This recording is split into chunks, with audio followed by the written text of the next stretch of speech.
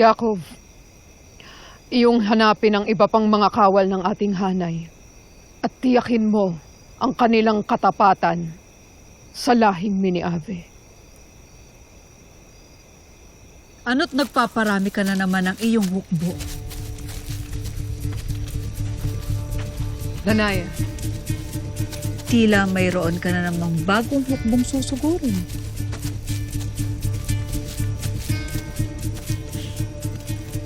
Huwag ka nang magpakapagod, Mitena. Sapagkat hindi ka na makakaalis dito.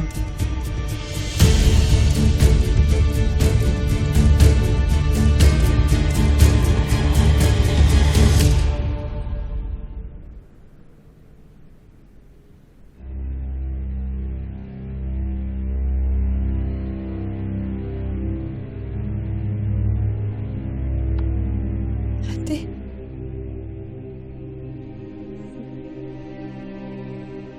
Paano?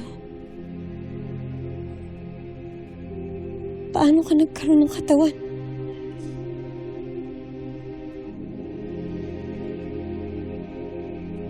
Sandali muna. Tiyakin natin kung siya nga si Gaia o isang masamang nilalang nagbabalat kayo lamang.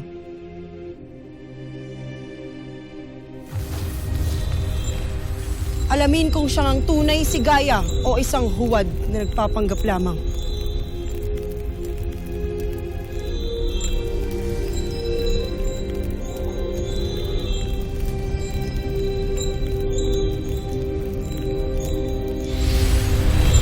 Ikaw si Gaia.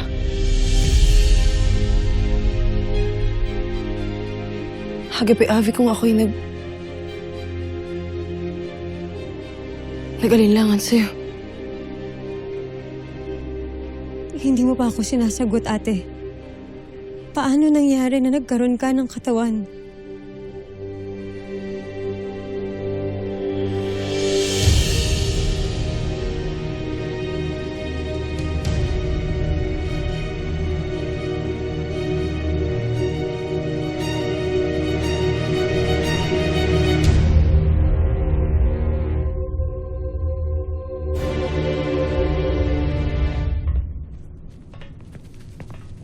Bakit ninyo hinayaang umalis si Gaia pagkatapos ng ibigay ang kanyang patsa?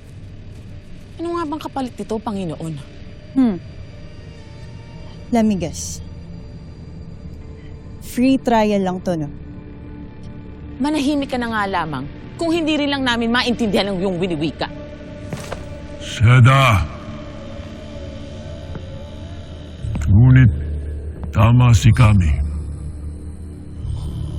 Pansamantala ang aking handog kay Gaia sapagkat siya ay nililinlang ko lamang. Babalik si Gaia sa pagiging Ivtre sa susunod na paglitaw ng buwan. See? Tama ako. But, what's the catch, Panginoon? Ngayong gamit na ni Gaia ang katawang handog ko sa kanya, ay magagamit ko na ang kanyang mga mata upang makita ang lahat ng kanyang nakikita.